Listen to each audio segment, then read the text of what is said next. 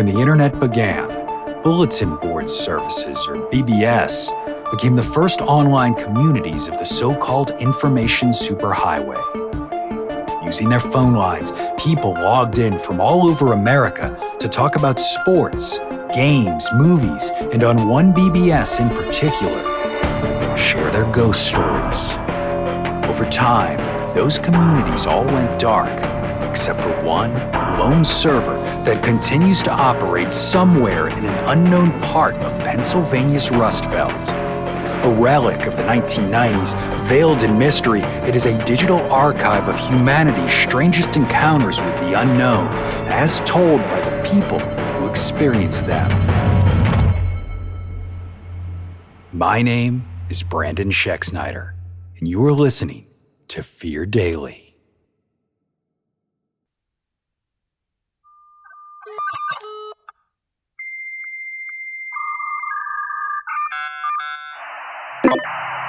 Subject: La Iglesia de los Muertos. User: mdoc00. Posted March 4th, 1997.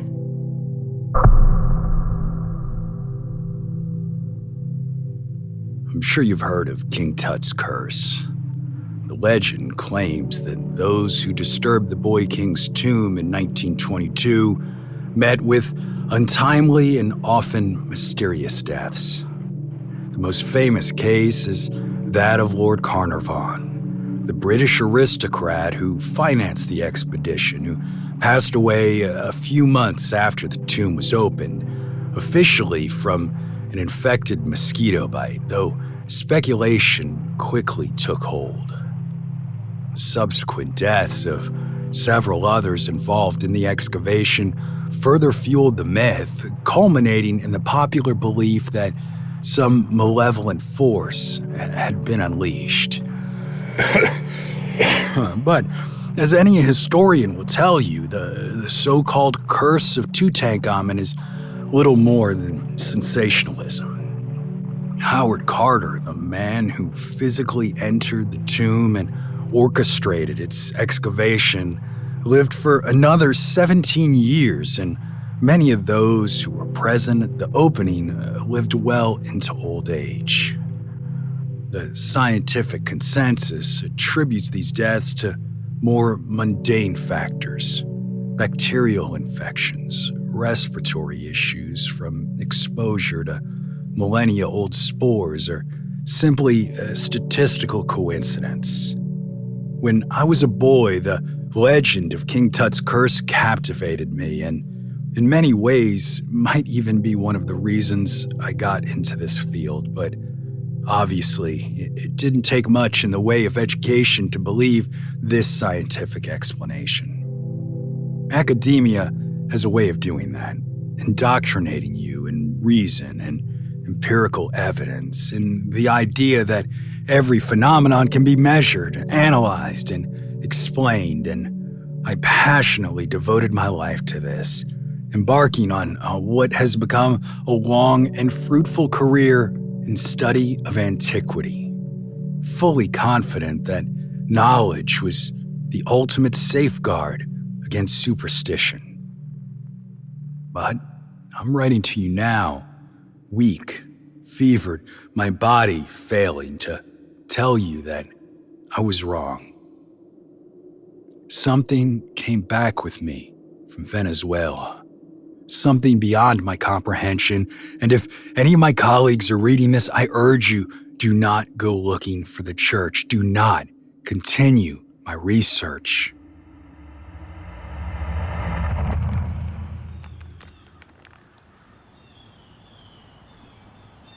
Six months ago, I was part of an archaeological expedition deep in the Venezuelan jungle. The site we were investigating had been known to local communities for generations, but access had been historically limited due to political instability, the treacherous terrain, and cartel activity. The academic record contained only vague references to a structure buried beneath the overgrowth, one that did not align with any known pre-Columbian civilization, but Something about those references lit a fire in me to search for it. When we arrived in the nearest village to hire local workers, we encountered immediate resistance. The villagers refused to assist us. Some would not even speak of the place. The few who did called it La Iglesia de los Muertos, the Church of the Dead. Bad place, one man told us. People go missing. But undeterred, we proceeded without them, arrogantly believing our education overruled their generations of tall tales. Finding it wasn't as hard as we expected, though. However, it wasn't really what we expected. Unlike anything recorded in the region, hell, even in the world.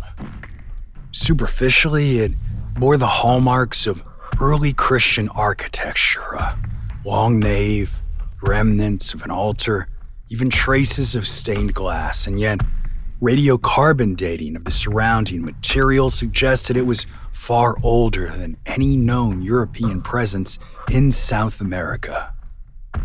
The implications were staggering. If our analysis was correct, this structure predated Columbus by centuries.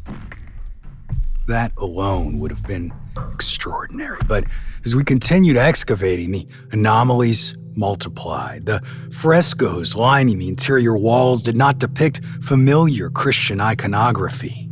Instead, they showed congregants kneeling before a vast, swirling cloud of darkness. The figures, meticulously painted, had no faces, just smooth, empty voids where their features should have been.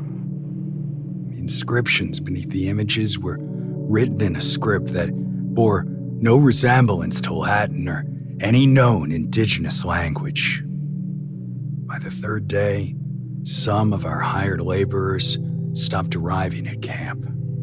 Initially, we assumed that they had grown uneasy and decided to leave. It was understandable. Many had been reluctant from the start, but when we visited the village to check on them, we were shocked to find that their homes were abandoned. Not looted, not in disarray, just empty. The others on my team wanted to leave right then and there. One of my colleagues told me we had no canary for this coal mine, but it was clear that canary would have been long gone on day one. I should have listened, but it sounded like nonsense to me. Speculative garbage, and we were on the precipice of a discovery that could upend historical paradigms. I refused to accept that fear and folklore should dictate the course of our research. Not once did I consider Lord Carnarvon or those tales I read as a child. That night, I woke to the sound of something breathing outside my tent, but it wasn't the rustling of an animal or the distant hum of insects. It was deep, measured. Each inhale was slow, deliberate, like the lungs of something immense, drawing in the dense jungle air. I sat up, every hair on my body standing on end. The jungle, which should have been alive with nocturnal sounds, was utterly silent. Then something changed. My vision darkened at the edges. The walls of the tent seemed to ripple as if pressed upon by some unseen force. Then, just as suddenly, it was gone. Following morning, everyone was rushing around looking for one of the graduate students who'd accompanied us, but he was nowhere to be found. There was no sign of struggle, no tracks leading away. He was just gone. His tent abandoned, just like the villagers. Still, I demanded to continue our work, and everyone just stared at me with a scowl when I did. Dr. Carter got right into my face, a man whom I've known to be a level-headed academic for 20-plus years, and he pointed his finger in my face. "It is time to go home." I brushed it off and said, "Fine," You go, but I'm staying. And I ventured back to the church alone. It was reckless, I realize that now, but I needed answers, some rational explanation. Instead, I found it.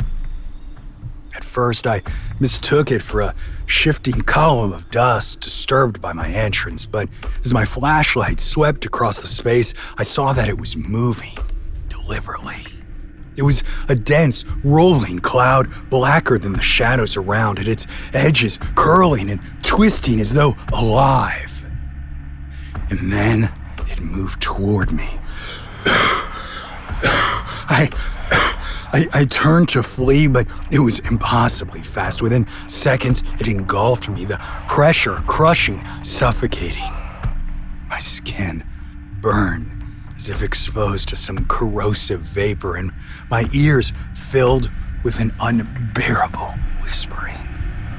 Dozens of voices speaking in a language I could not understand yet. Somehow, I knew what they meant.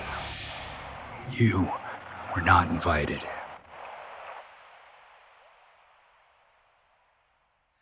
I don't remember how I escaped. My next memory is of running, tearing through the jungle in blind panic, and by the time I regained my senses, I was on a plane, burning with this fever.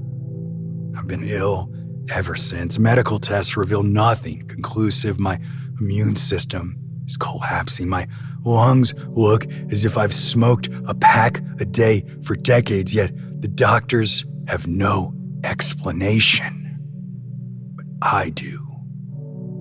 It was the smoke, the entity in that church, and it's now inside me, feeding off my insides. I sense it constantly in the periphery of my vision, in the distortion of my reflection in glass, and the way electronic devices flicker and hum when I pass. I do not expect to last much longer, so I'm posting this here, now, in the last place where people might still take me seriously. Do not go looking for the church.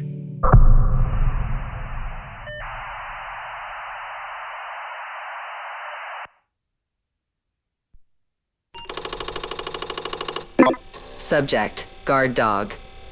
User, Ilridge Sai. Posted December 13th, 1995.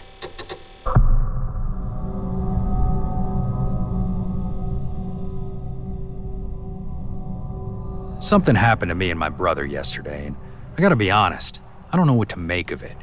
Maybe someone reading this can help me. We live in Springfield, Illinois, not far from Oak Ridge Cemetery, where Honest Abe is buried. My whole life, I've had friends who talked about ghost stuff, and I've never been all that interested. To me, most of their so-called proof is easily explainable with normal scientific means. A couple years ago, Billy Kim left a sleepover because he heard scratches on the roof and walls, which he said meant our house was haunted.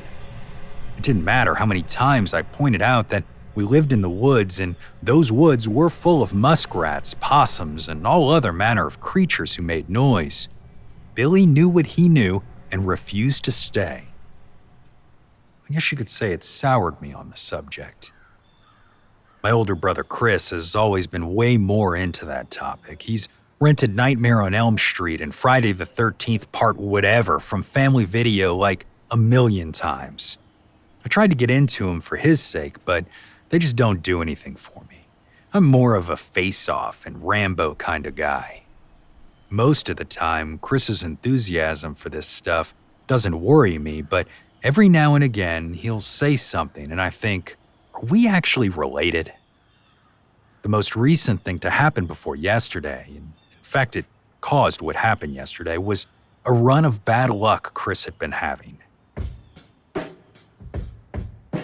In the span of about 6 weeks, his car got T-boned, his girlfriend Maxine broke up with him, his cat Yertle died. It's been a mess. And the thing is, he says it all started when he went to this odd little park forest on the edge of town between a cornfield, a suburb, and an industrial zone near the mall. According to Chris, people have had paranormal experiences in there, and so he went out there to talk to whatever is causing it. And he really believes that whatever he tried to speak to was pissed off at him about it and caused these things to happen.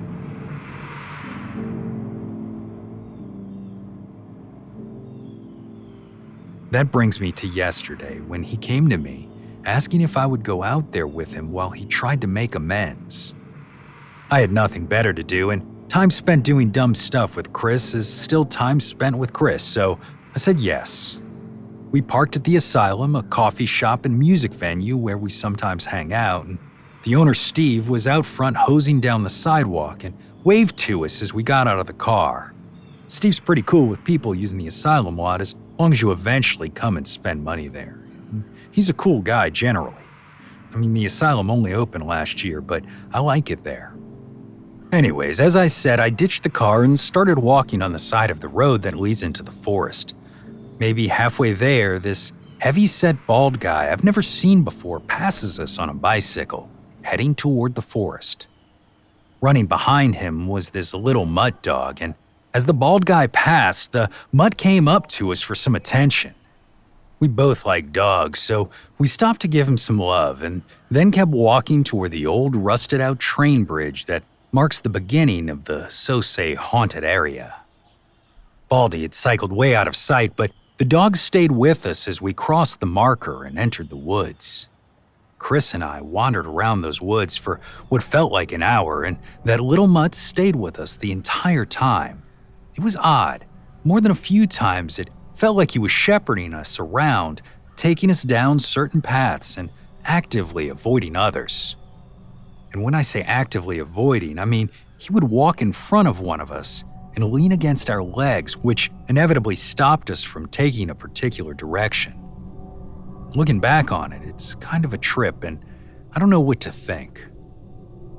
At the end of the hour, Chris and I found ourselves in a little clearing, the dog at our feet. Above us, several orange lights appeared in the sky, hung there for a moment, then faded. I don't know if they were stars or satellites or what. After that, we kept walking, eventually popping out into the cornfield at the far end of the woods where we watched a freight train click-clack its way across the horizon.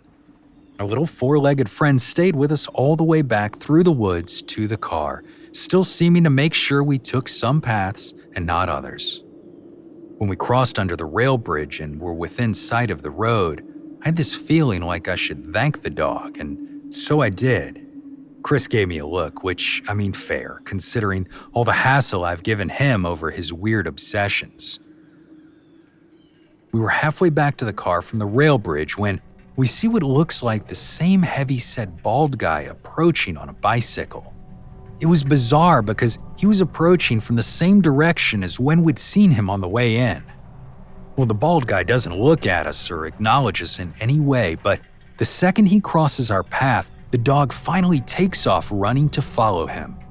A moment or two later, and they're both completely gone. Chris swears up and down that he hadn't set this up and that he'd never seen either the man or the dog before, so I don't know what to think. Did some kind of bald guardian ghost bring us a mangy sheepdog to make sure we stayed out of trouble?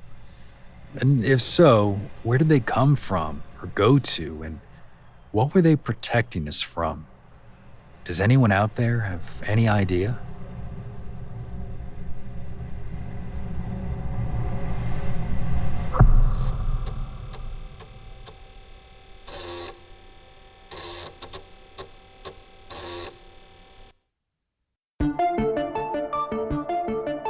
Fear Daily is an independent podcast hosted by Brandon Schexnayder and written by Brennan Storr, with Joanna Smith serving as the consulting editor, audio production by Rachel Boyd, and sound design by Southern Gothic Media. This podcast is a work of fiction. Names, characters, places, and incidents are either products of the author's imagination or are used fictitiously.